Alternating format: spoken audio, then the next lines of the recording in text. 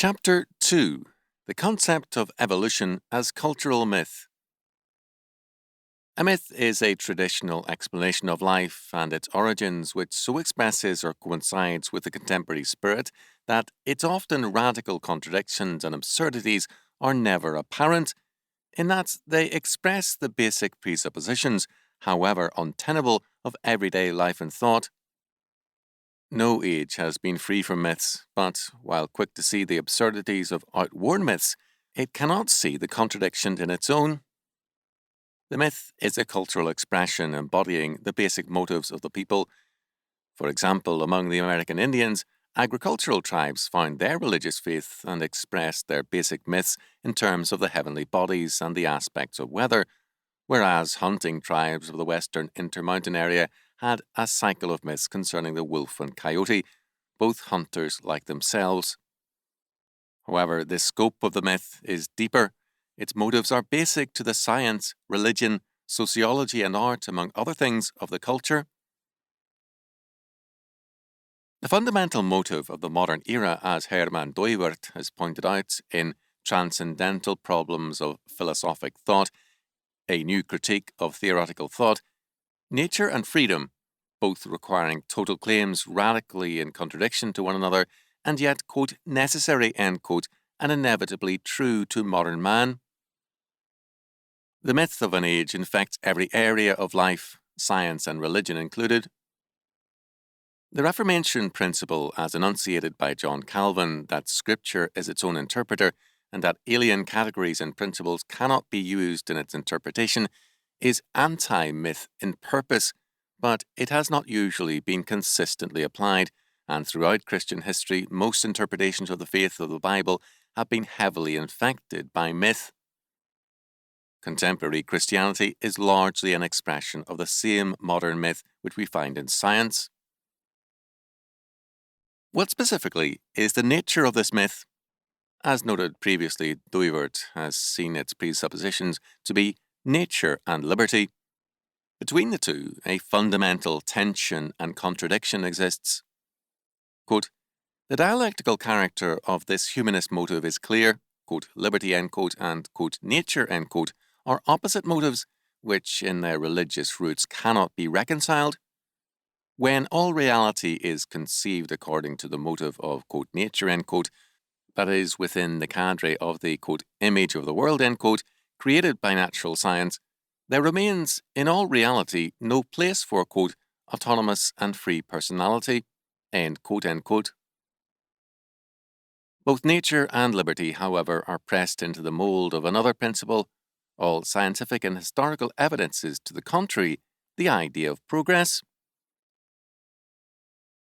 As against the medieval concepts with their theological finality and controlled progress, the new concept was rooted in nature and basic to man's liberty. Earlier versions of humanism's myth-making approaches to the concept have been described by Carl Becker in The Heavenly City of the 18th Century Philosophers. To this presupposition, Charles Darwin gave substance in his classical formulation of that myth, which summed up all the basic presuppositions of the modern spirit, the doctrine of evolution. Essential to this concept of progress was its anti-theological nature. It was a revolt from the sovereign and all-sufficient God, who by his predestinating will and eternal counsel brought all things to pass. Yet this theological concept was necessary to science. Without it, even in more congenial circumstances, science has risen only to wither. With it, despite all opposition, it flourished, championing a concept of unity of law which is basic to science. Valentin Hepp has called attention to the essentially Calvinistic presuppositions of science in Calvinism and the Philosophy of Nature. Bernard Shaw saw the issue as one between Calvin's God and Darwin's evolution, and, quote, the world jumped at Darwin, end quote. The world did indeed jump at Darwin, and much as the mythologists tried to portray science as persecuted by religion at that time, the plain fact is that the churches themselves, for the most part, eagerly climbed on the bandwagon, happy to be relieved of beliefs they had long since discarded to all practical intent. Darwin, in the concluding words of the penultimate paragraph of The Origin of Species, expressed his own confidence in this new, quote, eternal decree, end quote, of progress. Quote, as all the living forms of life are the lineal descendants of those which lived long before the Cambrian epoch, we may feel certain that the ordinary succession by generation has never once been broken, and that no cataclysm has desolated the whole world. Hence, we may look with some confidence to a secure future of great length. And as natural selection works solely by and for the good of each being, all corporeal and mental endowments will tend to progress towards perfection. End quote. Here is the quote-unquote scientific formulation of Romans 8:28. Quote, for we know that all things work together for good to them that love God, to them who are the called according to his purpose. End quote. It gives man everything the God of Scripture and Calvin promises, total control moving to perfection, but without any infringement of man's freedom and autonomy. Accordingly, evolution as the new myth must and does promise more than the older theological formulations, but without any interference in man's life, without any being superior to or above him, and without any cosmic teleology to bind man to a purpose alien to his own. This evolution must possess the total scope of God's eternal decree with none of his existence, controls, and requirements. Better a world without meaning than a world with God. For the myth, nothing is more unendurable or quote-unquote demonic than the God concept of Calvin. Herbert J. Muller, for example, prefers this concept of a history without any inherent meaning as the means to preserve man's liberty. But Muller, an historian, is one of those who has reacted against one aspect of myth, the ascription of progress and structure to nature, in favour of the preservation at all costs of man's liberty, which is for him the basic myth. Others, scientists in particular, cling to the myth in its fullest scope. Physicist Joseph Harold Rush, for example, is anxious to avoid any suggestion of teleology or some kind of God as suggested by the biochemist Leconte Dunois in Human Destiny. God, of course, is not even considered by Rush, but he also rejects chance. Quote, an organism is not a fortuitous concourse of atoms. End quote. There is structure, organization everywhere in the universe, each area having its, quote, organizing principle, end quote, and all working together. The principle, quote, is inherent in the organization of the atoms themselves, end quote. This, however, he refuses to call teleology, nor does he look to God. He believes in single-strand evolution, finds reason for it in the left-handed symmetry of molecules, and yet must speak of life as possibly, quote, an accident that almost did not happen, end quote, and states that, quote, carbon life has evolved from a fortuitous set of circumstances, end quote. While Rush cannot affirm spontaneous generation, an exploded concept, he can still write, quote, it would be satisfying to find some kind of life on another planet, even lowly forms, to support our basic thesis that life is a spontaneously originating process, end quote. He can insist that, quote, the scientist does not expect something to come from nothing, end quote, even as he must maintain that something did come from nothing. The Westminster Confession 3:1 declared, quote, of God's eternal decree, end quote, God, from all eternity, did by the most wise and holy counsel of his own will freely and unchangeably ordain whatsoever comes to pass, yet so as thereby neither is God the author of sin, nor is violence offered to the will of the creatures, nor is the liberty or contingency of second causes taken away, but rather established, end quote. Evolution must fulfill a like function, providing the total ordination without affecting the liberty or contingency of second causes, and without any sentiency or being in itself. The other aspect of the myth, nature having been so well disposed of by Rush, is man, whose freedom has already been safeguarded by his concept of nature. Man will exercise his own eternal decree, beginning with his life and environment. Quote, Control always breeds the need for more control, end quote. It is the essence of man's growth out of his natural environment into manhood, and it involves, quote, a course that leaves no choice ultimately between controlling almost everything or abandoning intelligent control entirely, end quote. Man will learn to control, quote, life processes, end quote, the biology of his own species, and perhaps ultimately, having conquered both space and death, explore the universe endlessly. Thus, the two aspects of the myth both find marvelous fulfillment. We have an ostensible exception to this faith in progress in George Gaylord Simpson, who is willing to rule out the possibility of unbroken progress in the world apart from man.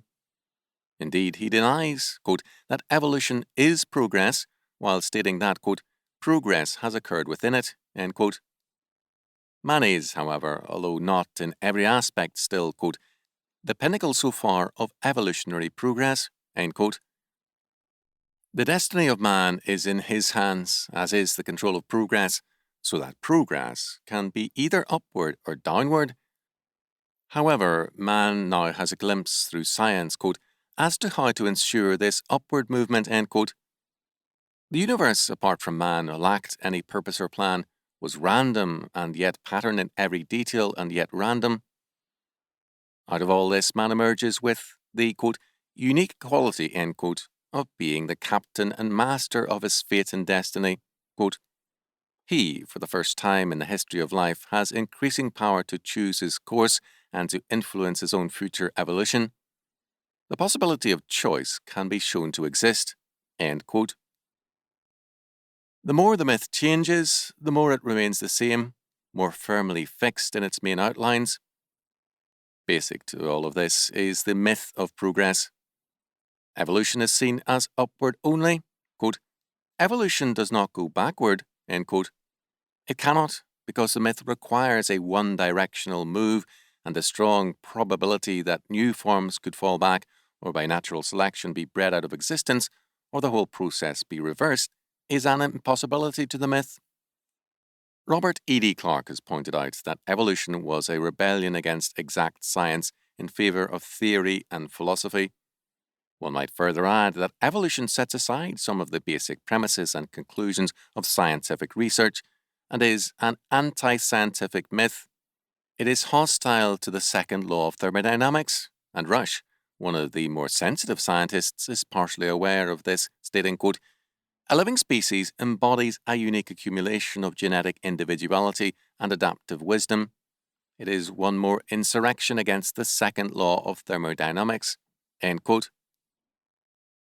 Unlimited scope of freedom and autonomy for life is made possible by this inexplicable and truly miraculous, quote, insurrection, end quote, which makes man more supernatural than medieval philosophy ever did. Whether it be spontaneous generation or the potentialities seen in neutrons, as witnessed William J. Pollard, it is clear that if one speaks in terms of chromosomes, neutrons, or the like, any miracle is possible in terms of this myth, whereas if one speaks in terms of God, no miracle is acceptable to autonomous man. Occasionally, a scientist is aware of the fact that a myth is the governing principle of science now, as witnessed the anthropologist Lawrence C. Isley. However, Isley also speaks of evolution as a basic and provable fact, dating the emergence of man as, quote, somewhere between about 1,000,000 and 600,000 years ago, quite suddenly, end quote, and gives a vivid account of this great, blessed event which, quote, took place in silence, end quote.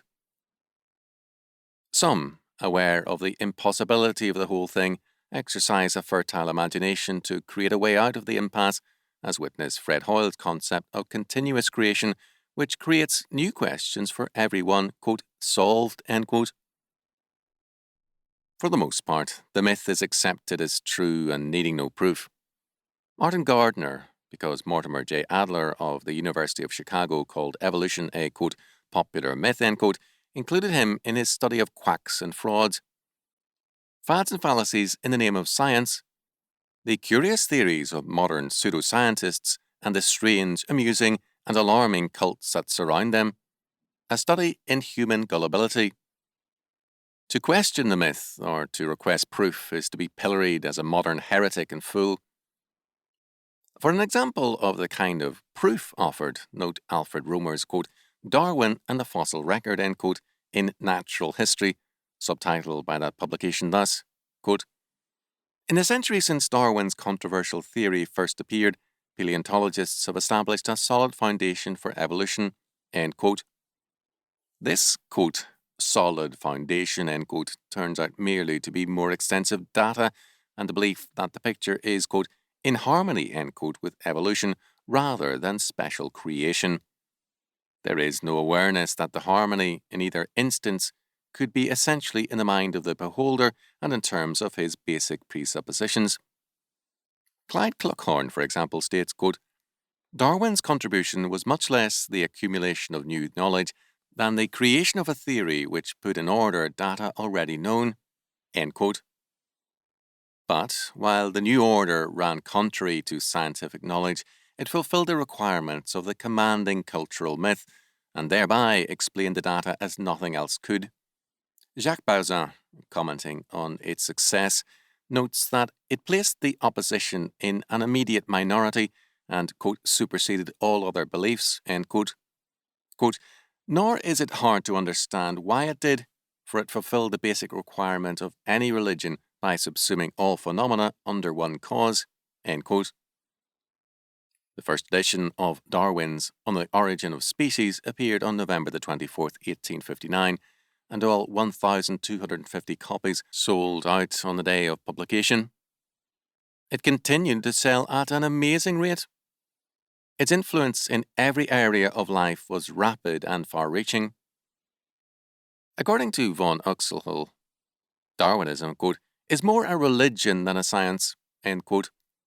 Its tenacity is precisely that it provides an all-inclusive and exclusive worldview which, wherever Christianity has had any influence, man comes to expect of his working concepts. As such, it exercises a function parallel to orthodox biblical Christianity and with far more respectability as an, quote, official, end quote, and, quote, established church, end quote, for the requirements of autonomous man. And because at present there is nothing to replace it but a return to the hated father's house, its powers of tenacity and resistance are far greater than its weaknesses would indicate. This unhappy situation is made more difficult by the fact that the Church, always predisposed to accept the contemporary mythologies, is today a particularly devout exponent of and adherent to the myth of the age. Only occasionally do pockets of resistance appear, and too seldom is the burden of warning against myth undertaken. At this point, with reference to the doctrine of creation, significant work has been done in this area by Cornelius Van Til in The Defense of the Faith, The New Modernism, etc. But such is the power of myths that, by their side, truth has an incredible sound.